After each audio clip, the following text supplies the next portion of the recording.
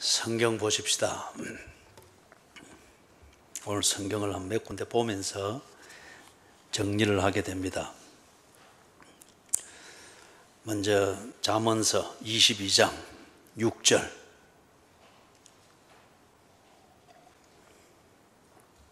잠언서를 펴놓고 자는 사람들이 많아요. 근데 잠언은 그런 잠자가 아니에요. 지혜를 말합니다. 22장 6절 같이 읽습니다. 마땅히 행할 길을 아이에게 가르치라. 그리하면 늙어도 그것을 떠나지 아니하리라.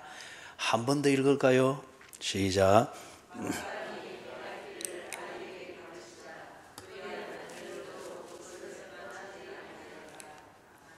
아멘.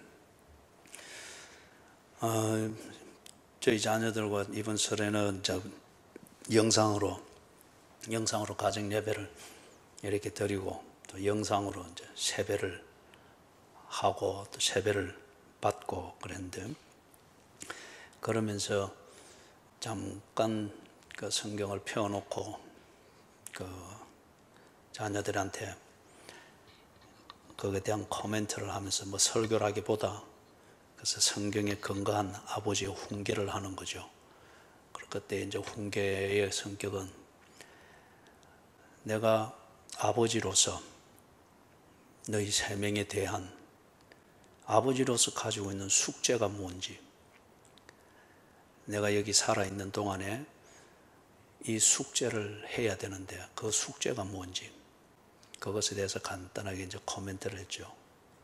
그래 하면서 그 숙제는 너희들이 길을 찾고 진리를 찾고 그리고 살아야 될 생명을 찾을 수 있도록 내가 아버지의 역할을 하는 것이다.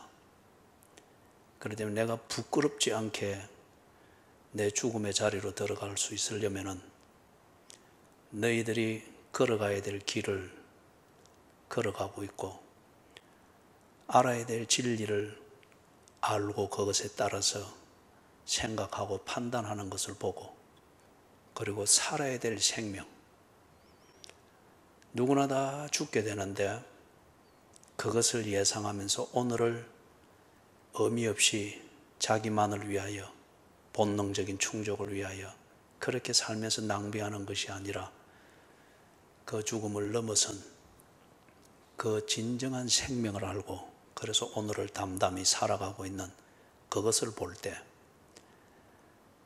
내가 내 죽음의 자리로 내려가는 그 시간이 내게는 부끄럽지 아니할 것이다. 내게 남아있는 시간 동안에 내가 이 땅에서 세상과 사람을 위해서 반드시 해야 될 숙제는 이것이라 생각한다. 거기에 가정 예배를 드리면서 자녀들에게 이렇게 주는 저의 권면이었습니다. 그리고 바람이기도 하고 훈계이기도 했습니다. 돌아보면 이게 우리 모든 부모된 자들의 말로 정리되지 못할 뿐 가슴에 맺혀 있는 그런 숙제일 것입니다. 숙제가 있으면 언제나 부담이 있잖아요. 그래서 우리 인생의 짐이라고 하는 게 그 뿌리는 바로 이런 것일 것 같아요. 내가 반드시 해야 될 숙제, 그것을 못하고 다른 많은 것을 할지라도 여전히 우리에게 부담이 있는 것은 꼭 해야 될 숙제를 하지 못하는 채 엉뚱한 것으로, 그걸 알고 그러는 사람도 있겠고 모르기 때문에 그러는 사람도 있겠고, 그러나 몰라서 못했습니다 변명이 될 수 있는 숙제는 아니죠. 반드시 해내야 될 숙제다 말이에요. 그죠? 그래서 지난 뒤에 생각을 해보니까 그 말씀이 그래 떠올라요. 우리 새벽기도 시간에 지난주에 새벽기도 나오는 분들이, 하여튼 애매하게 새벽기도 나오는 분들은 아침마다 구사리를 들어요. 그래도 계속 나와요. 그죠? 지난주에 이제 구사리 했던 주제는 가정 예배를 드리라. 설날에 가정 예배를 딱 드리십시오. 그게 천대에 이르도록 복을 받는 가정을 세우는 겁니다. 그거 이제 가문이죠, 그죠? 천대에 이르니까 그 가문이죠. 그 가문을 세우기 위해서 오늘 당신이 해야 될 것은 설날에 다 불러 모아서 가정 예배를 딱 드리는 겁니다. 그리하고 했는지 안 했는지 증명을 할 수 있도록 인증샷을 보내도록 또 하기로 했습니다. 그 한 가정이 인증샷이 딱 왔어요. 근데 분위기는 정상회담하는 것 같았어요. 남북 정상회담하는 것. 또 한 가정은 딱 자기 혼자 예배를 드리니까 찍어줄 사람이 없으니까 문자로 보냈어요. 몇 장 찬송하고 뭘 하고 그 다음에 기도하고 끝냈습니다. 끝말이 좋지를 않아요. 끝냈습니다. 이 말을 읽으니까 이게 뭔가 해치웠구나. 그 다음에 한 가정은 안 보냈어요. 뒤에 들어보니까 아마 그 변명을 준비하느라고 가정 예배를 안 드린 것 같아요. 아파서 나는 라면만 먹고, 아니 그 변명 그 준비하는 시간에 예배를 드려도 충분히 드리지, 그죠? 그런데 왜 그걸 지난주에 그걸 강조를 하고 그래 했는가? 이 천대에 이르도록 복을 받는 가문을 세운다. 모든 부모의 바람이지만은, 그러나 그걸 위해서 부모가 구체적으로 내가 살아있는 동안에 이 목적을 위해서, 이 숙제를 풀기 위해서 내가 지금 뭘 해야 되는가, 이 부분에 대해서는 정리가 안 돼 있어요. 그리고 하고자 하는 게 천대에 이르도록 복을 받는 가문을 위해서 오늘 내가 무언가를 한다는 것에 대해서 집착은 하고 나름대로 무언가를 하려고는 하는데 내용도 맞지를 않고 하는 방식도 틀리다 보니까, 그죠? 기독교적으로 말하면 자녀들이 하나님과 원수가 되거나 아니면 교회는 피해야 될 곳이다, 그런 식으로 오히려 오해만 잔뜩 낳고 그렇게 끝난단 말이에요. 이는 숙제를 아주 잘못한 것이죠. 천대에 이르도록 복을 받는 가문을 세우는 것, 그걸 위해서 오늘 내가 할 역할이 있습니다. 그래서 내가 부모가 된 거죠. 그러면 오늘 내가 부모로서 내가 이 목적을 위해서 해야 될 것, 이 숙제는 가만히 생각하면 무엇을 어떻게 가르칠 것인가, 내 자녀들에게 무엇을 어떻게 가르칠 것인가, 내용도 올바라야 되겠고, 내용이 바로 전달되려면 그것을 가르치는 방법도 올바라야 되겠죠. 그래서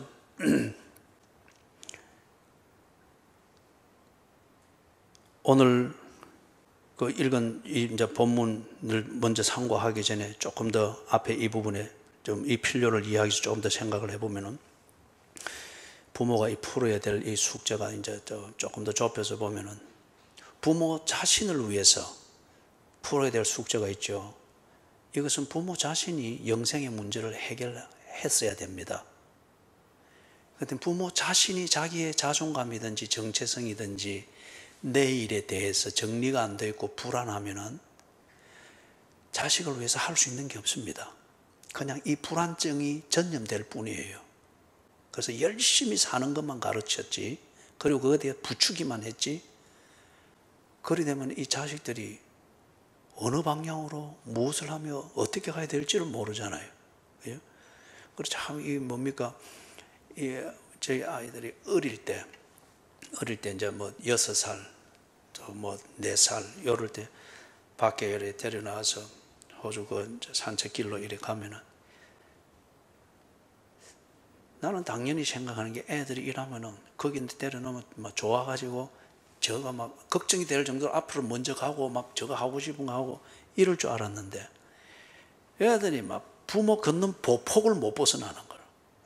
뭐 다 사기야, 사람들이 다 노란 머리에다가 눈 파랗지, 뭐 간지 얼마 안 되니까 부모 눈은 새까맣고 머리도 새까만데 저는 뭐 낯선 사람만 보이니까 두려웠던 거지. 지금 생각하면 그래. 그래, 부모하고 이 살같이 대이는 이 스킨십을 느끼지 않으면 애들이 불안해하는 거예요. 근데 이게 젊은 30대 초반의 아버지로서는 이게 그렇게 못마땅한 거라. 그죠? 그때 아이의 입장에서 생각보다는 대책 없이 그냥 열정만 있는 30대의 이 아버지로서 왜 이 아이들이 이리 소인배적인가? 군자 대도무문 군자 대로행이라. 예? 이래 하면서 얘들이 이래 가지고 뭘 하겠나? 하면서 뭐 한 번씩 그런 생각으로 뭐 꾸짖고, 그죠? 앞으로 먼저 가 하고 뭐 이랬었단 말이에요. 그런데 그게 애들한테는 더 불안하지. 어디로 가야 될지, 앞에 어떤 위험이 있을지 지금 잔뜩 낯설어서 위험만 느끼고 있는데 앞으로 가. 그래야 네가 경험을 많이 해. 씩씩해야지. 대개 우리 부모들이 자녀들을 격려한답시고 또 그렇게 한답시고 하는 게 대개 이 모양이잖아요. 그죠? 제가 그때 호주 사회에 전혀 적응이 안 됐죠. 뭐 간지도 얼마 안 되고 말이 제대로 되는 것도 아니고 나도 내 자신에 대해서 언제나 불안증이 있는 거예요. 그리고 그런 상황에서 어든지 가족들이 굶지 않고 또는 위험을 만나지 않고 지켜내야 한다는 이 불안증. 그러나 그에 대한 해결책은 아무것도 없어요. 그냥 그 의무감문과 이것뿐이죠. 그런 상태에서 이제 이래 할 때는 모든 게 무리한 힘이 들어가고 내 일방적인 감정이 들어가고 이래 될 때에 자녀들에게 전달되는 것은 부모의 그 불안증, 이게 고스란히 전달될 수밖에 없는 거죠. 그래 그게 순기능을 하면은 그걸 통해서 뭐 자녀들이 열심히 사는 그런 것은 될지 모르지만은 목적이 없고 길이 없고 살아낼 방법에 대한 지식이 없는 상태에서 열심히 사는 것만큼 참 허망함을 만드는 게 없죠. 그렇게 할 때는 그 열심은 사람을 다 소진시키고 죄가 되도록 만드는 거죠. 그죠? 먼저 부모가 자기 자신이 인생에 대해서 해결이 딱 되어야 됩니다. 영생, 어느 길로 가야 되는가? 알아야 될 것이 무엇인가? 그리고 내 사는 삶의 의미가 무엇인가? 오늘 이 삶의 가치의 보장은 무엇으로 되는가? 이것에 대해서 철학적으로나 그리고 우리의 신앙적인 면에서 동일하게 이게 확인이 될 수 있는 이 정리가 되어야 됩니다. 그 다음에 우리가 다 그 삶을 돌아보면은 자식에 대한 부모의 이 책임감만큼 더 중요한 건 없잖아요. 그죠? 그렇기 때문에 이 문제에 대해서 이제는 숙제를 풀어야 됩니다. 자연히 내가 부모이기 때문에 주어지는 숙제죠. 자식. 그리고 내가 정리되어 있는 이상 나는 어느 땐가는 갈 것이다. 그러기 전에 내가 부모이기 때문에 가진 이 숙제, 이걸 어떻게 해서 자녀들에게 도움이 되도록 할 것인가, 이게 풀어내야 될 숙제죠. 자, 출애굽기 20장 6절을 보십시다.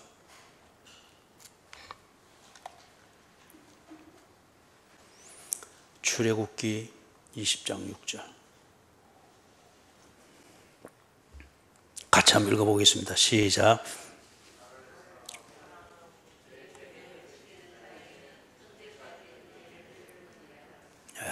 아직 출애굽이 안 되신 분들이 있거든요. 아직 찾고 있죠. 그죠?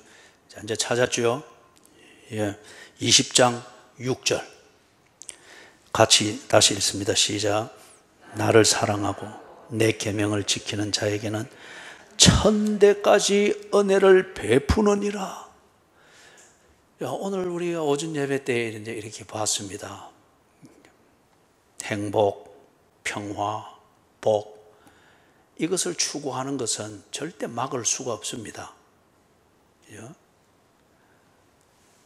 그런데 참된 행복, 참된 복, 참된 평화, 그거는 오늘 이제 우리 오전 예배를 통해서 쭉 정리를 했을 때 하나님과의 관계 안에서 그분과 교제를 누리는 내용이라고 했습니다. 그죠? 하나님과의 관계가 맺어지고 그 관계 안에서 하나님과 정상적인 그 교제를 누리는 그 내용, 그것을 내가 느끼고 누리고 살아가는, 그게 내게는 복이고 행복이고 평화다. 오전 예배 때 그렇게 정리를 했습니다. 자, 그런 것 같으면은 어떻게 됩니까? 하나님을 알아야 됩니다. 그죠? 하나님이 또 뭘 원하는지, 하나님의 성격은 어떻는지, 이걸 알아야 교제를 하잖아요. 그죠? 이걸 무시하고 모른 채 교제를 합시고 이렇게 할 때에 그게 아주 일방적이죠. 그죠? 일방적이기 때문에 그 교제는, 이름은 교제지만은 참 상처를 남기고 피곤함을 남기고 다시 만나지 않기를 위해서 설설 피해 다니고 이제 이런 게 나오게 되죠. 그죠? 정말 인격적인 교제를 하려면 제일 먼저 해야 되는 것은 교제를 해야 될 그 사람과 관계가 맺어져야 됩니다. 관계가 맺어져, 인격적인 관계가 되었다고 하면은 그분이 나를 알 수 있고 내가 그분을 알 수 있는 이런 교제가 되어져야 그 관계가 더욱더 단단해지게 되죠. 그래서 상대방이 어떤 사람이며 어떤 성격의 소유자며 무엇을 원하며 이런 것을 차근차근 알아가고 더 깊이 알아가면 갈수록 그 교제는 더욱더 진지해지고 그 교제를 통해서 내가 얻게 되어지는 그 기쁨, 보람, 위로, 어떤 이런 것들이 더욱더 커지겠죠. 그죠? 그래서 우리 새벽 기도 시간에는 이걸 좀 이해하기 위해서 적과의 동침, 그 얘기를 했죠. 그죠? 결혼 몇 년 차입니까? 40년 차입니다. 그러니까 옆에 있던 부인이 대뜸 받아가지고 적과의 동침 40년입니다. 그죠?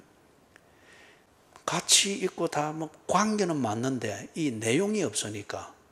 그죠? 그래서 적과 사는 것과 같은 분위기다. 그런 기쁨이 없죠. 그래서 인격적인 교제가 되려고 하면은 그 관계를 통하여서 상대방은 누구이며 어떤 성격이며 무엇을 원하며 그의 인격적 요소를 알아가는 겁니다. 그리고 나의 그런 인격적 요소를 알 수 있게 해주는 겁니다. 그런 다음에 서로 교제에 필요한 그 인격적 요소들을 다듬어가고 연합시키고 해나가는, 이게 깊어지면 질수록 그 교제를 통해서 얻는 그 보람이라고 하는 것, 이게 엄청나죠.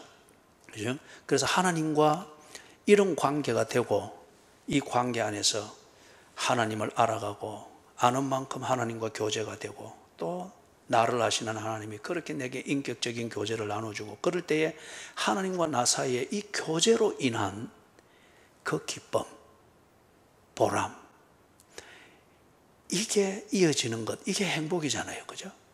이게 그 하나님과 쭉 이어지도록 되는 것, 이게 천대에까지 복을 받게 하리라, 그 의미입니다. 천대에까지 복을. 여러분 생각을 해보십시오. 지금 여러분에게 300억을 준다. 그럼 그 300억으로 천대에까지 여러분의 가문이 행복하게 살 수 있게 해주겠습니까? 아유, 300억도 시시하다 이거죠. 일전에 한번 이야기했죠. 전라도의 어느 부유한 집의 외동아들이 300억 유산 받았는데 3년 지나고 나니까 있는 몸까지도 폐인이 되는, 그리 된답니다. 그럼 이대를 못 간 거잖아요. 그죠? 그래서 천대에까지 복을 받게 하리라. 복은 하나님과의 관계 안에서 인격적 교제가 깊어지는 그겁니다.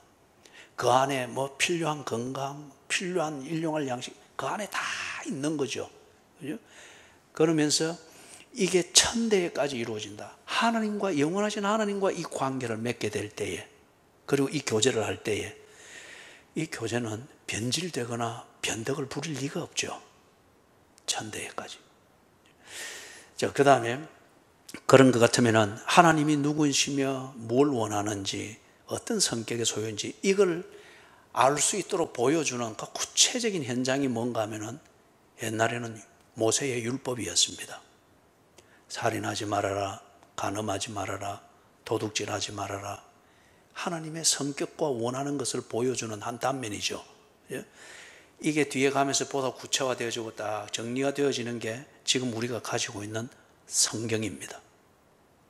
그 율법을 보다 우리가 구체적으로 이해하고 구체적으로 알 수 있도록 더 차근차근 세밀히 해서 딱 보여주는 게 이게 하나님은 누구이시며 무엇을 원하는가 구체적으로 보여준 게 우리가 가지고 있는 성경입니다.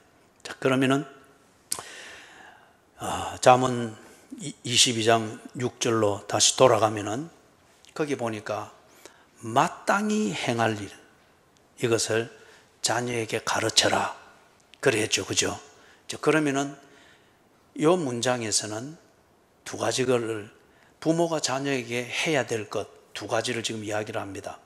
하나는 마땅히 행해야 할 일 이걸 가르치는 것이고 두 번째는 가르쳐야 한다. 가르쳐라는 이 말에 있듯이 바른 방법 마땅히 행해야 된다는 이 내용이 바로 전달될 수 있도록 가르치는 방법도 올바라야 된다는 거예요. 두 가지입니다.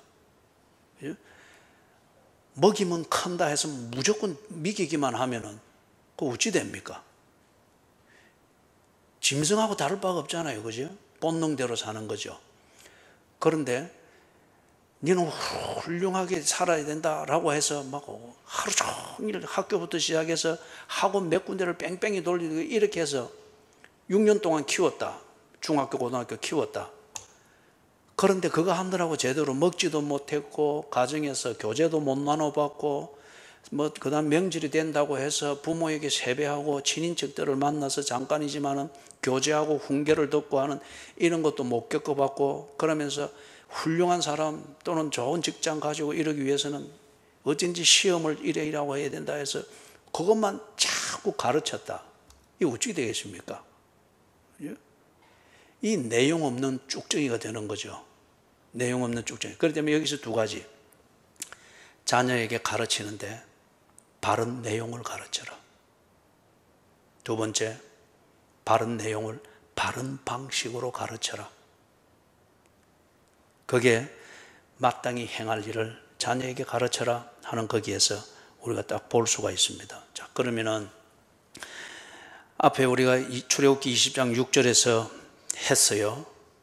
그러면서 잠언서 22장 6절을 딱 보면은 출애굽기 20장 6절을 참고로 해서 딱 보면은 이 잠언서 22장 6절은 그대로 딱 풀리죠. 마땅히 해야 할 것. 그럼 내용은 뭡니까? 출애굽기 22장 6절에 근거해서 보면은 앞에서 쭉 설명했죠. 하나님과 관계를 가지는 것. 그리고 하나님과 교제하는 것과 관련되어진 그겁니다. 그리고 가르쳐라. 율법을 통해서 주어졌죠. 그러면 이 자녀들에게 율법을 알아들을 수 있도록 그리고 이해할 수 있도록 그게 맞는 방법을 찾아서 가르치는 겁니다. 자, 그러면은 여기 이제 서로 출애굽기 20장 6절, 잠언서 22장 6절 이걸 통해서 서로 딱 이해하는 데 도움이 됩니다. 그러면 조금 더 나가서 에베소서 6장 4절. 에베소서 6장 4절.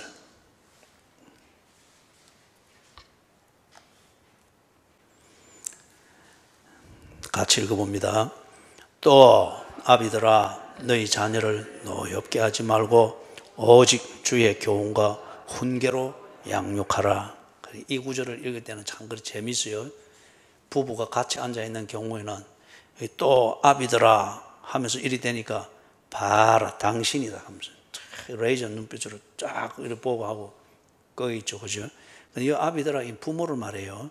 그래서 부모를 말할 때 항상 요즘도 그렇지만은 이 아버지가 대표로 그렇게 언급이 되는 그런 면입니다. 그래서 또 아비들아 너희 자녀를 노엽게 하지 말고 오직 주의 교훈과 훈계로 양육하라. 이 노엽게 하지 마라 하는 또 이 말을 잘못 이해를 하면은 부모들이 자녀들 앞에서 그 부모의 권위를 잃어버린 채 어디든지 자녀의 마음을 좋게 해주려고 하는. 그래서 요즘 그 결과 지금 현대 사회, 선진국이라 말하는 현대 사회에서의 이 자녀 세대들이 참 어떤 면에서 모난 경우들이 많죠. 그죠? 위아래를 모르고, 참을 줄 모르고, 법을 지킬 줄 모르고, 언제나 자기 입장이고, 그걸 두고 부모들은 기가 죽으면 안 된다. 또는 자식들이 화를 내거나, 저항하거나, 뭘 반항하거나, 이리 하는 게 되는 이 자체를 두고서 자식에게 잘못하고 있는 것처럼, 또 어떤 부모는 그게 또 부담스럽거나 두려워가지고 그래 면에서 어떻게든지 자녀들의 형질을 건드리지 않기 위하여서 이렇게 조신조신하게 하는, 그게 아니에요. 그게 아니에요. 제가 늘 하는 말이 있죠. 부모가 자녀의 동정의 대상이 돼서는 안 됩니다. 부모는 부모에게 주어진 천부적 권위가 있습니다. 그거는 책임이라고 하는 이것, 앞에서 이야기했던 꼭 풀어야 될 숙제라고 하는 이것과 함께 주어진 천부적 권위가 있습니다. 이 권위가 무너지면 가정은 절대 안 세워집니다. 그냥 식구들의 친목단체밖에 안 되는 것이죠. 식구와 가족은 다릅니다. 그죠? 다른 개념이에요. 가족이 식구는 될 수 있지만은 식구가 가족이 될 수 있는 것은 아닙니다. 제한적입니다. 손님이 와서 한동안 같이 머물면서 한 지붕 안에서 같은 식탁에서 먹고 식구입니다. 그러나 그가 가족이 될 수는 없어요. 가족이 함께 먹는 이상 식구이면서 왜 우리가 식구가 되었느냐? 그럴 때 우리는 가족이기 때문에 꼭 이 시간이 되면은 저녁 식사는 우리가 함께 합니다. 그래서 식구로서 식탁에 교제를 나눕니다. 가족이 하는 그 기능이에요. 그렇기 때문에 여러분, 부모가 그 권위, 천부적 이 권위를 포기해버리거나 아니면 문자 그대로 자녀의 성질을 건드리지 않기 위해서 그걸 대해서 아주 아무렇지 않게 생각하면서 비유만 맞추는, 그래서 큰 소리 나지 않도록 그렇게만 처신하게 될 때 가정은 절대 세워지지 않습니다. 시편 127편 1절에 집 짓는 자가 누구라고 했습니까? 여호와. 그 여호와께서 집, 다시 말하면 가족, 가정, 이 개념을 포함해요. 그 가정을 세우기 위해서 여호와께서 딱 이 부모라는 기능을 주셨고, 그리고 그것을 감당할 수 있도록 천부적 권위를 주셨는데, 이걸 또 버려놓고 그냥 한 부속품처럼 이렇게 비위나 맞춰주는 이게 될 때 여호와께서 그 집을 지을 수가 없어요. 그죠? 무슨 말인지 이해가 되죠? 부모는 절대 자녀들의 동정의 대상이 되어서는 안 됩니다. 자식이 부모를 사랑하는 것을 가르쳐야지. 자식이 부모를 머리에 이고 다니는 이 공경을 가르쳐야죠. 공경을 가르쳐야죠. 그게 자식을 억압하고 강제하고 이런 의미가 아니라, 이제 뒤에 우리가 바른 방법이면 분명히 그렇게 되는 거죠. 그죠? 그리고 가령 예를 들어서 종이가 탁 예배만 다 마치고 엄마는 두 눈 뜨고 탁 예배를 드는데 지는 엄마의 보관을 실컷 자고, 마칠 때 되면 지는 눈이 생생하게 해서 딱 일어나서 코트부터 입는 거예요. 딱 입고, 엄마는 이제 또 마치고 후주를 들으면서 기도한다고 딱 이리 있으면 지는 준비 다 했으니까 김집사 가자. 그럴 때에, 그건 앞에서도 우리가 일전에 한번 이야기를 했지만은, 그런 걸 두고 우리가 자녀들이 버릇이 없다 어떻게 하다, 그건 아니죠. 그거는 엄마와 아들 사이의 친밀감이죠. 친밀감. 그런데 어떤 그러한 태도를 가지고서 자신의 유익을 위하여서 사회 앞에서나 다른 사람들 앞에서나 자기의 유익의 위기를 느끼는 상황에서 부모를 그런 식으로 대한다, 그렇게 취급한다. 그런데 부모가 그것을 그냥 다 받아준다. 이거는 권위를 저버린 거예요. 그죠? 그래서는 여호와께서 세우는 집이 세워질 수가 없는 거예요. 그것 하자고 1차적으로 준 게 부모에게 자식을 주었고, 그 자식을 양육하는데 꼭 필요한 권위를 준 겁니다. 그 권세를 준 거예요.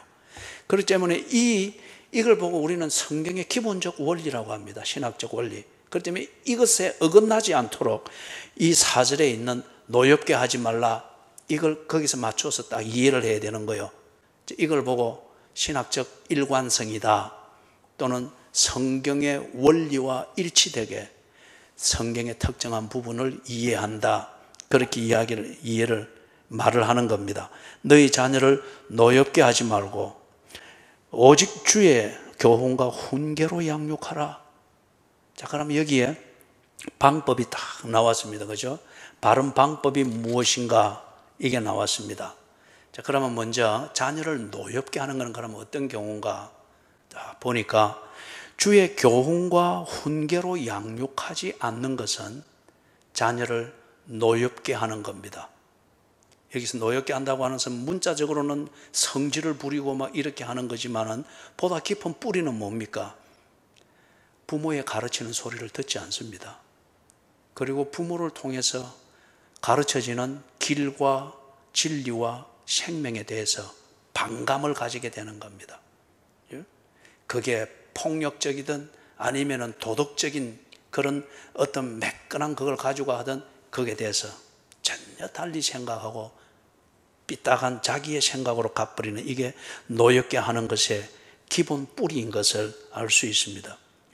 주의 교훈과 훈계로 양육하지 않게 될 때 자녀가 삐딱해질 수밖에 없다는 거예요.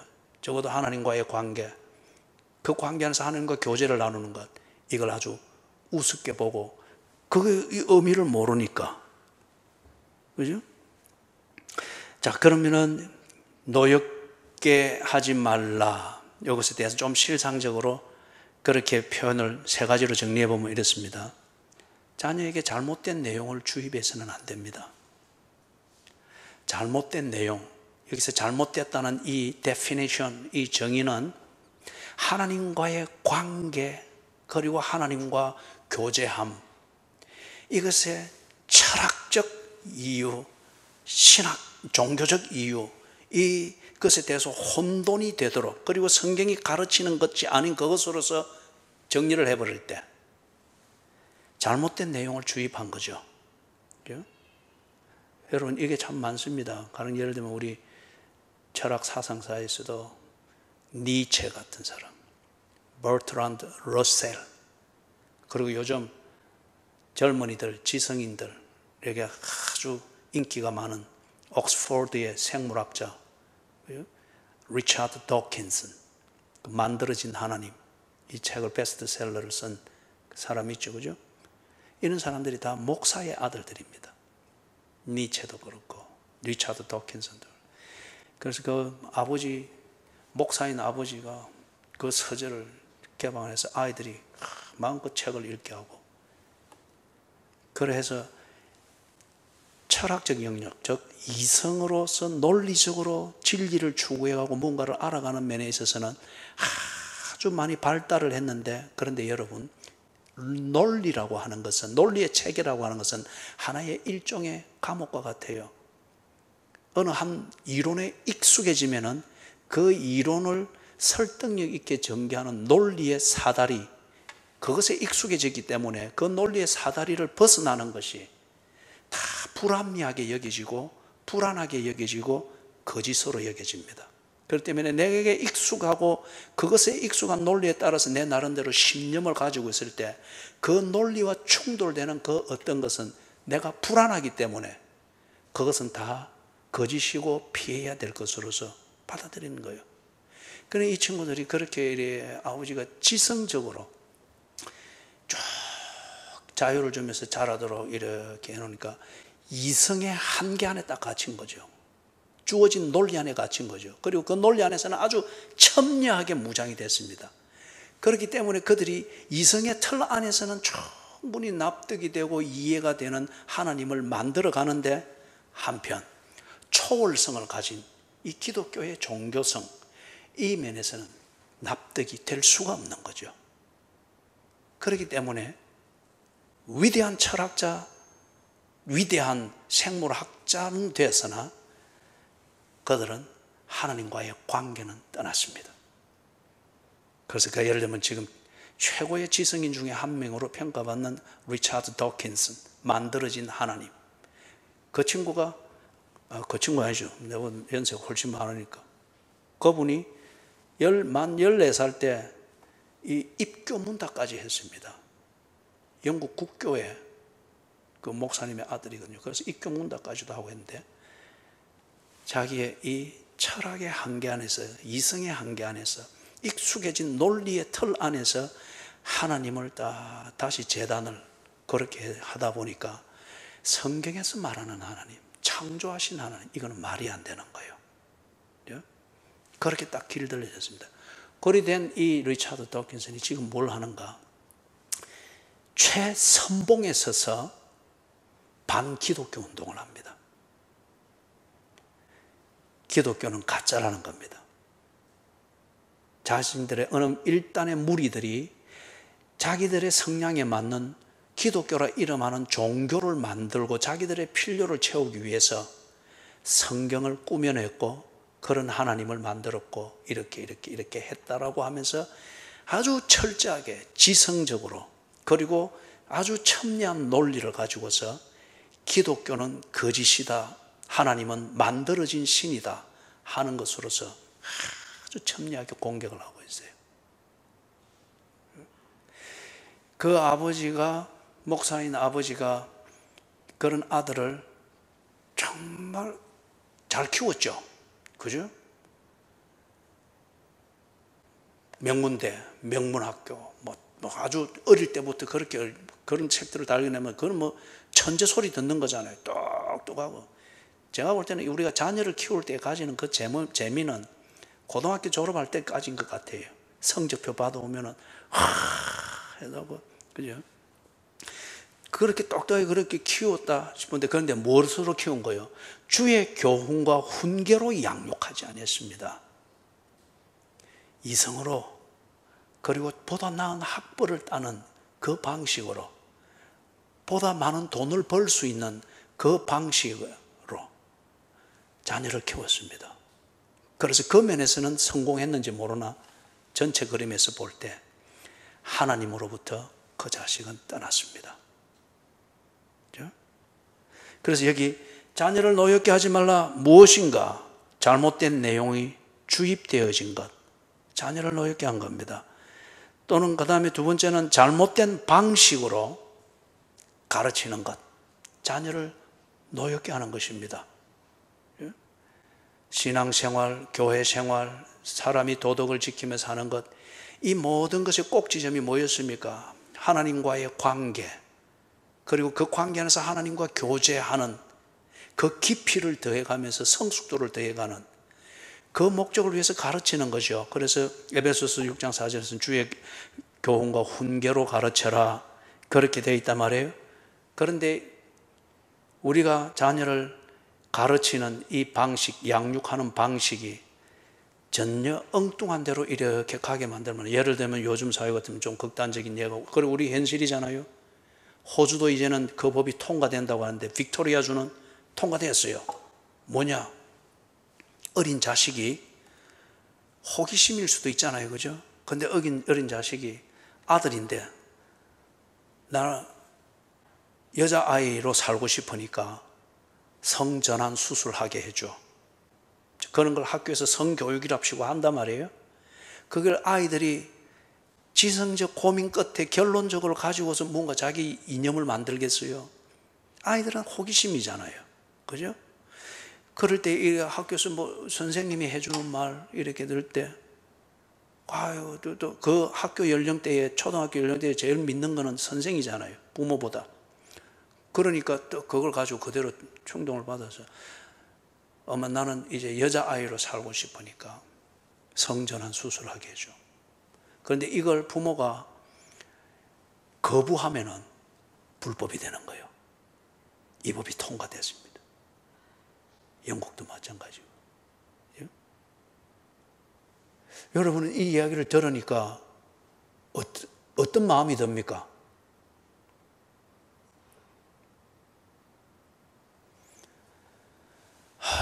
제가 지금 마스크 보고 이야기하고 있는지, 사람 앞에 설교를 하고 있는지. 그죠? 우리 소위 말해서 이제 이럴 때 부모들이 억장이 무너진다 그러잖아요. 그죠? 그래 되면은 고소당하면은 그 자식은 원고 쪽에 앉고 부모는 피고석에 앉아가지고 재판을 받는 거예요. 이 가정이 이래가 되겠어요? 가정에 법이 개입하면은, 그죠? 법이 개입해서 인간의 문제를 해결한 게 없습니다. 임시 처방을 할 뿐이죠. 가정이 법의 통제를 받을 때 이미 가정은 끝난 거예요. 잘못된 방식으로 강요되어질 때, 그죠? 성교육이 어느 정도 필요하겠죠. 그러나 그 방식을 통하여서 바른 내용으로부터 빗나가게 되고 그것을 빗나가게 된 그 내용이 옳은 것인 것으로 믿어지도록 주입이 되어진다고 하면은 이 잘못된 방식으로 강요된 것이죠. 우리의 공교육 이 방식을 살펴봐야 됩니다. 20세기 초반에 존 두이라고 하는 이 교육 철학자가 교육 방법론을 완전히 바꿔놓는 계기를 마련했죠. 그죠? 자, 그 다음에 자녀를 노엽게 하지 말고 자녀가 하나님과 원수처럼 되어진다. 자녀를 노엽게 한 겁니다. 자녀가 하나님에 대해서 대놓고 욕은 안 하지만은 그러나 그 사상과 그 신념에 있어서 왜 하나님이 내 안에 들어와 있어야지? 왜 내 삶에서 하나님이라는 존재의 자리가 있어야 되지? 이것에 대해서 전혀 불필요하게 여기고 오히려 그걸 성가시게 여기는 이러한 사람이 되었다. 그게 그 자녀 자신으로서는 자연스러운 거지만은 그런 사고방식의 틀을 만들고 삶의 감각을 만든 게 부모일 것 같으면은 그 부모는 자녀를 노엽게 한 겁니다. 그죠? 그래서 참 문제가 이 착한 교인들이 한국의 착한 이 교인들이 얼마나 자녀에 대해서 정이 많고 그래요.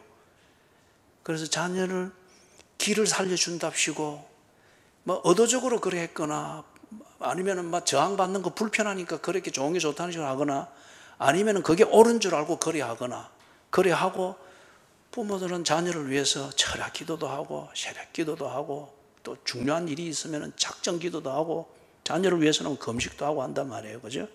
그런데 결과적으로는 오늘날 많은 자녀들이 그리스도인 가정에서 자란 자녀들이지만은 하나님과 원수되어 있습니다.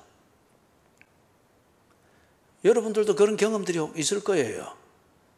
명절이든지 아버지나 어머니의 생신이든지 그럴 때에 오너라, 몇 시까지 오너라, 우리가 예배를 드리고 무슨 가정 행사를 할 거다. 그러면은 그 자녀가 예 알겠습니다. 참 착해요. 그런데 뺀돌뺀돌하게 예배 시간은 다 빠지고 밥 먹는 시간에 딱 오고 그리고 감사하게도 또 두툼한 봉투로에 어머니 아니면 아버지의 용돈 담아서 다 드리고 그러면 거기에 또 권사 어머니는 감동해가지고 자녀가 이리 착합니다. 그런데 교회 가면 항상 예수 믿게 해주십시오. 그렇게 또 기도한단 말이에요. 이게 뭐예요? 자녀를 하나님과 원수되게 만들었다. 자녀를 노엽게 한 겁니다. 성경이 명령을 하고 있는 거예요. 또 아비들아 또는 또 부모들아 너희 자녀를 노엽게 하지 마라. 오직 주의 교훈과 훈계로 양육하라. 이 세상의 자본주의 사상이나 경제 논리나 아니면은 재테크 이론이나 부동산을 가지고서 재산을 그렇게 안전하게 관리하는 거나 그런 삶의 테크닉도 가르쳐야 되겠지만은 그게 전부일 것 같으면은 그리고 그걸 위하여서 자녀에게 뭔가를 주입하고 사는 방식이 그렇게 길들여지도록 만들었다고 하면은 주의 교훈과 훈계로 양육한 것이 아닙니다. 그렇기 때문에 자녀가 부모와 하나님과 원수가 됩니다. 매끄러운 이론과 매끄럽고 도덕적인 매너로 그러나 하나님께 대해서는 냉소적이고 비아냥거림이 되는 거죠. 자녀를 노엽게 한 겁니다. 자, 마지막 한 군데 보십시다. 디모데후서 3장 15절에서부터 17절.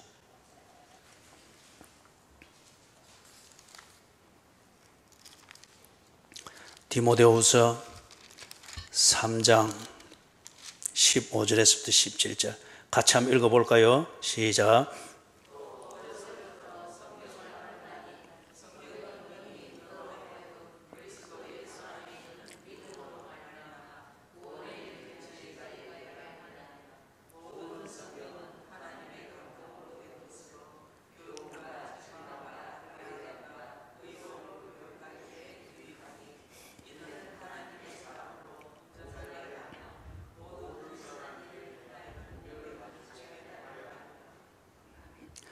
자, 거기서 시간이 좀 많이 갔기 때문에 오늘 이거는 여러분들이 이래 분석을 하면서 이걸 찾아 나가는 이 실습을 하려고 했는데 시간이 조금 많이 가서 그 부분은 좀 생략을 하겠습니다.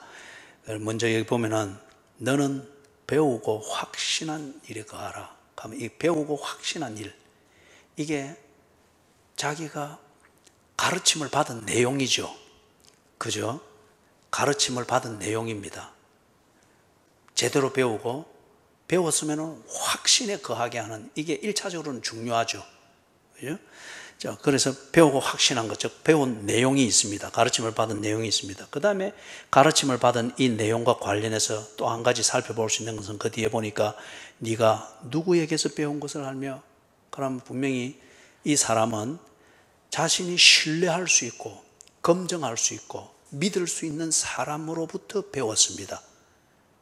그렇기 때문에 믿을 수 있고 신뢰할 수 있는 사람으로부터 배웠기 때문에 그 사람을 통해서 가르침을 받은 내용, 이것은 바른 것이라고 믿는 거예요. 바른 것이라고.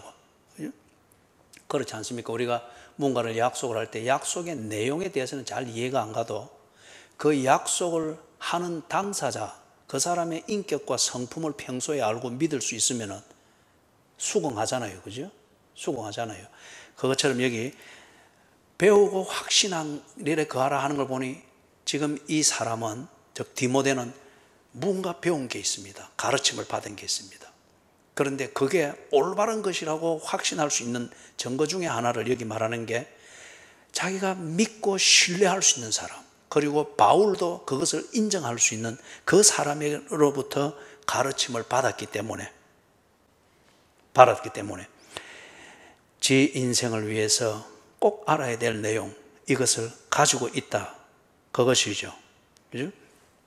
그 다음에 어떤 방법으로 배웠느냐? 어떤 방법으로 배웠느냐? 에베소서에서 말하는 것처럼 주의 훈계와 교훈과 훈계, 이 방법으로 배웠느냐? 그걸 짐작하게 해주는 것은 다시 한번 14절에서 네가 누구에게서 배운 것을 알며, 네가 누구에게서 배운 것을 알며, 다른 말로 말하면 이 믿을 수 있고 신뢰할 수 있는 이 사람인데, 그런 것 때문에 이 사람이 꼭 배워야 될 그 내용을 가르쳤다고 하면은 그가 가르친 방법은 옳은 것이라는 거죠. 그리고 디모데가 이 배우고 확신하는 일, 이게 하나님과의 관계, 그리고 그 관계 안에서 이루어지는 교제에 대해서 배운 것이라고 하면은 분명히 믿을 수 있고 신뢰할 수 있는 이 사람은 분명히 신실한 그리스도인인 게 분명합니다. 그래서 에베소서 6장 4절에 있는 것처럼 주의 교훈과 훈계로 가르쳤다. 그죠? 그 디테일은 우리가 알 수가 없지만은 그렇게 했겠죠. 뭐 명절이 되면은 가정 예배를 드리는 걸 중요하게 여기면서 그래 했든지, 뭐 그런 디테일은 우리가 몰라요. 그러나 분명한 것은 주의 훈계와 주의 교훈과 훈계로 가르친 사람이다 하는 것을 알 수 있고, 그 다음에 15절 초반부에는 보니까 어떤 말이 나옵니까? 가르치는 방법을 짐작할 수 있는 것, 그 표현이 있습니까? 15절 초반부에 어려서부터, 그죠?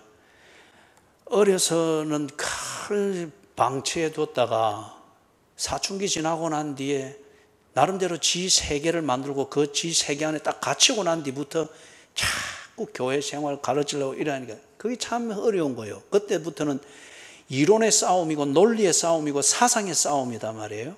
그죠? 그리고 삶의 영향력이란 말이에요.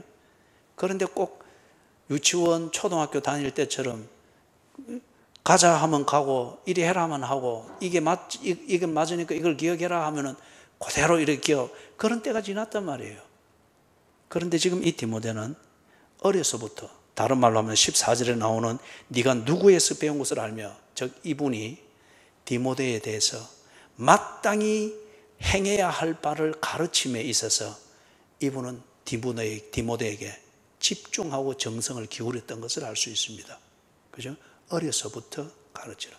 받아들일 수 있도록 가르치고, 받아들여야 되는 그 때를 놓치지 말고, 알아야 할 것을 가르치고, 이것을 알아야 되는 그 때를 놓치지 말고 가르쳐라. 어릴 때에 성경 이야기를 알고 있으면은 지 논리가 굵어지는 그때가 되었을 때에 성경을 중심으로 해서 지 삶을 돌아보고 무의식적으로라도 생각하고 하는 것 절대 안 떠납니다. 그렇기 때문에 유대인들의 교육에 있어서 12세가 되기 전에 직접 간접적으로 모세의 이야기를 한 500번을 읽고 듣고 경험한다 그래요. 그렇기 때문에 이 유대인들이 어떤 어려움에 처해도 자연스럽게 홍해 앞에서는 모세를 생각하는 거예요. 어려서부터 가르쳐야 되는 것. 다시 말해서 부모가 자식에게 마땅히 가르쳐야 될 바를 가르친다. 그래야 천대에 이르도록 복을 받는, 다시 말해서 하나님과의 관계를 알고 그 관계 안에서 교제하는 것을 배워나간다. 이걸 부모가 정리되어 있고 이것에 대해서 전정 자녀를 그 관점에서 사랑하고 그 숙제를, 사랑의 숙제를 풀려고 하는 것 같으면 어릴 때 그냥 자식을 보는 즐거움만 즐기는 것이 아니고 그렇게 그 시간을 낭비할 리가 없죠. 어릴 때 가르쳐야 될 게 있고, 사춘기 때 가르쳐야 될 게 있고, 성인이 될 때 가르쳐야 될 게 있죠. 이 시기들을 놓치면 연관이 안 되는 거죠. 그래서 디모데가 주의 교훈과 훈계로 가르침을 받습니다. 그래서 여기 누구에게서 배웠는가를 생각하면 이걸 두 사람으로 생각합니다. 한 사람은 자기 어머니입니다. 그래서 디모데의 아버지는 헬라인이고 어머니는 유대인이었습니다. 그런데 이들이 예수를 믿게 된 거예요. 갈라디아 지방에서. 그러면서 이 디모데에게는 아버지가 헬라인이니까 난지 8일 만에 할례 받는 걸 이걸 하지 않았습니다. 그리고 어머니가 예수를 믿게 되었으니 유대교적으로 가르치지 않고 나사렛 예수 그리스도의 복음으로 가르쳤습니다. 그렇기 때문에 유대교식으로 성경을 읽고 그 다음에 율법적으로 딱 틀 안에 갇혀서 율법을 이해하는 이것으로 딱 벗어나게 된 거죠. 나사렛 예수 그리스도의 복음의 이 틀 안에서 성경을 그 관점에서 읽으면서 어려서부터 배운 거예요. 그러면서 바울이 전 선교 여행을 가면서 그 갈라디아 지방으로 갔을 때 이 디모데를 발견한 겁니다. 그리고 자신의 믿음의 아들로 삼았죠. 뒤에 가서. 그러면서 이 바울이 디모데에게 성인이 되어서 알아야 될 성경, 성인이 되어서 알아야 될 예수 믿는 신앙생활 가르쳤습니다. 아주 집중하여 가르쳤죠. 그렇기 때문에 여기 네가 누구에게서 배운 것을 알며, 최소한 자신의 어머니 그리고 바울, 자라서는 바울, 이것을 알기 때문에 그분들의 인격과 자기에게 베풀어준 신뢰와 사랑과 그리고 자기를 위해서 디모데 자신을 위하여서 이분들이 어떤 정성을 기울이며 주의 교훈과 훈계로 가르치려고 했던 것을 알기 때문에 그들에게서 배운 것, 이것은 흔들릴 내용이 아니라는 거예요. 그리고 어려서부터 배웠는데 뭘 배웠다고 합니까? 성경이죠. 그죠? 그래서 누구에게서 배운가 또는 배우고 확신한 일, 그 내용이 뭔가, 그게 15절에서는 보니까 성경이라고 하는 이 말로 되어 있고, 성경이 어떤 내용이기에 자기 디모데의 어머니 어려서부터 그리고 자란 뒤에 다른 종류의 세계관이 아니고 성경을 바울이 집중하여 가르쳤는가? 그 이유는 성경이 이런 내용이고 이런 기능이 있기 때문이다. 15절 하반절에서 16절에 내용입니다. 그래서 특별히 16절에 보면은 바르게 함과 의로 교훈과 책망과 바르게 함과 의로 교육하기에 유익하니라. 다시 말해서 이렇게 성경을 통해서 하나님을 바로 알아나가고 하나님의 성격을 알고 원하는 것을 알고 거기에 맞추기 위해서는 나의 인격적 요소 어떤 면을 고쳐야 되는가를 이걸 차근차근 알게 되어지니까 하나님과의 교제가 갈수록 깊어졌던 거예요. 이 디모데가. 그래서 이 성경을 알게 됐다. 자, 우리 이수준 교우가 빨리 가고 싶으니까 아마 연우를 울린 것 같습니다. 그래서 더 크게 울어라. 이까지 다 들리니까 빨리 정리를 할게요. 17절 디모데후서 3장 17절을 보니까 이는 하나님의 사람으로 온전하게 하며 모든 선한 일을 행할 능력을 갖추게 하려 함이라. 거기 17절에 시작되는 이는, 이것은 뭘 말할까요? 그죠? 앞에 15절 하반절에서부터 16절에 말하는 성경의 이 내용입니다. 그래서 왜 성경이 이런 내용을 가지고 우리에게 말할까? 그 이유는 하나님의 사람으로 온전하게 하며 모든 선한 일을 행할 능력을 갖추게 하려 하기 때문이다. 그러면 이게 딱 우리가 처음에 시작할 때부터 계속 강조했던 그 말에 딱 일치가 되죠.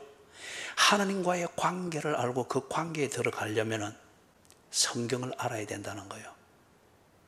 그 다음에 그 관계 안에서 하나님과 제대로 교제를, 성숙한 교제로 자라나가려고 하면 성경을 알아야 된다는 거예요. 왜냐하면 성경에서 하나님의 성격이 뭔지, 하나님이 뭘 원하는지 그걸 자세하게 가르쳐주고, 그리고 그런 성격과 원하는 것을 가진 하나님에게 내가 맞추어서 인격적 교제를 하려고 하면 내가 무엇을 어떻게 고쳐야 하며 무엇을 어떻게 보완해야 되는지를 자세하게 가르쳐주는 것이 성경이기 때문에, 그렇기 때문에 성경을 알 때에 하나님의 사람으로 온전하여지며 모든 선한 일을 행할 능력을 갖추게 된다. 자, 그러면은 말씀을 맺겠습니다. 이 연우의 힘이 큽니다.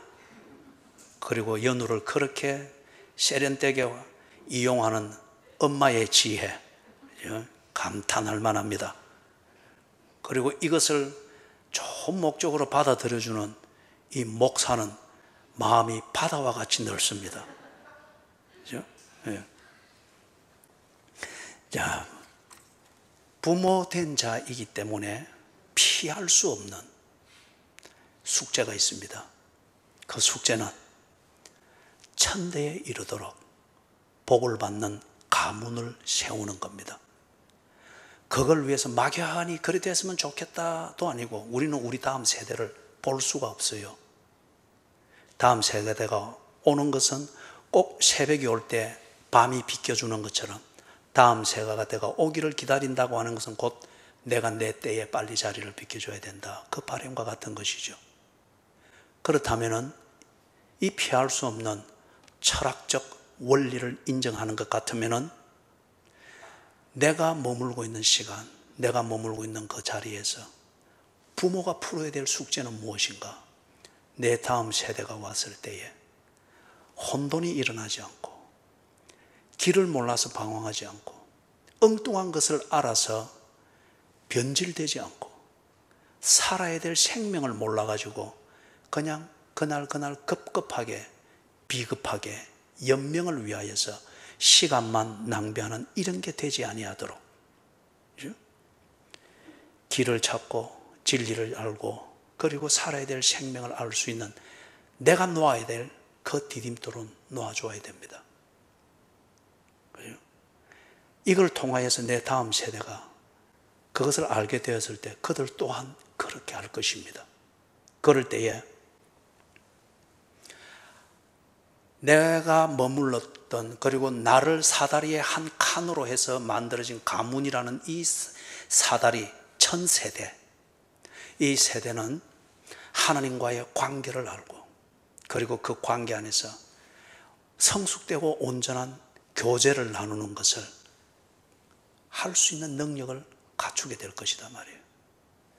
내 때에 그러했듯이 나를 통해서 배운 내 자식들이 또 그렇게 살고 그 자식의 자식들이 또 그렇게 살 때 내 때에 그렇게 살며 하나님과의 교제 안에서 온갖 은혜와 축복과 보람과 사망의 음침한 골짜기에서조차도 찬송할 수 있는 것. 머리가 쭈삣쭈삣 서고 다리가 후들후들 떨리고 온 땀에 진땀이 나고 밤잠을 설치는 불면증을 앓는 경우가 있지만은 그럼에도 불구하고 내 영혼은 평안해 잠잠해. 이것 또한 지나가리라. 주의 지팡이와 막대기가 나를 안위하시나이다. 후들후들 온몸이 떨리면서도 내 영혼이 평안한 것은 이것 또한 지나가면서 이 골짜기 끝에 주께서 내 원수의 목전에서 상을 베푸시는 이게 다가오고 있다. 교제입니다. 이 교제를 통해서 그 보람과 진정한 행복과 내 영혼에서부터 솟아나는 그 기쁨, 그렇기 때문에 사망의 음침한 골짜기가 나를 꽉 둘러싸도 내 바깥을 둘러쌌을 뿐이지 샘 같은 내 영혼은 여전히 그 샘물, 마르지 않는 샘물, 하나님과의 교제로 인한 그 기쁨을 솟아내게 되니 사망의 음침한 골짜기, 아골골짝 빈들에도 불러야 될 노래를 부르면서 가는 거예요. 내 때에 그러했듯이 나의 가르침과 양육을 통하여서 내 자식 세대가 하나님과의 관계 안에 머물면서 이 교제의 귀함을 안 이상 그들 또한 그렇게 살 것이요. 그러니 천대까지 복을 받으리라. 누가?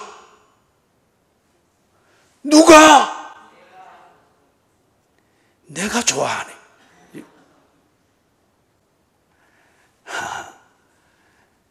부모의 숙제를 제대로 하는 사람. 그 숙제가 뭐죠? 자녀에게 마땅히 가르쳐야 될 것을 가르치고 그 다음에 바른 방법으로 가르쳐서 마땅히 가르쳐야 될 이 내용이 자녀에게 오해가 되지 않고 그래서 하나님에 대해서 반감을 가지지 않도록 바른 방법으로 가르친 그 사람이 천대에까지 이르는 가문을 세우는 역할을 하는 거죠. 그리고 그 숙제를 푸는 거죠. 숙제 잘하고 계십니까? 숙제 잘하고 계세요? 예. 숙제를 다 한 그 학생들은 보면은 딱 이제 강의실에 가면은 당당해요. 딱 그리고 자꾸 그 숙제 검사 안 하면 괜히 숙제에 들어가면서 막 아픈 척 해서 막 그죠? 그런 숙제 검사하면 막 당당하고 그렇죠, 그죠? 예. 여러분도 그렇겠지요? 예. 그래서 이제 명절 되면은 또는 생신을 맞이하거나 이렇게 되면은 참 좋은 기회잖아요. 자녀들 다 불러 모아서 모여라 하면은 모일 수 있어야 됩니다. 이게 집안의 부모의 권위가 선 거죠. 그죠? 모여라 하면 다 모일 수 있어야죠. 그리고 예배를 드리셔야 됩니다. 이거는 좋은 전통이에요. 좋은 전통. 그죠? 그래서 이 전통을 활용해서 다 예배를 드리고 그때 예배 드릴 때 주일날 와서 전 목사가 1시간씩 설교하듯이 그리 하려고 하지 말고 다 평소에 마음에 두었던 그 성경 구절을 같이 다 읽고 이렇게 살자. 아주 멋진 설교죠. 있어야 됩니다. 거기에 자녀들이 부모가 그 권위를 가지고 그 진지함, 자녀를 향한 진지함을 가지고 하는 그걸 그들은 다 새겨놓거든요. 그죠? 새겨놓거든요. 이게 자녀에게 마땅히 가르쳐야 할 바를 가르쳐라. 이것을 실천하는 겁니다. 이때는 아멘 해야 돼요. 이럴 때는 아멘 해야 됩니다. 이거는 또 목사가 교인들에게 마땅히 가르쳐야 할 바를 가르치는 것이죠.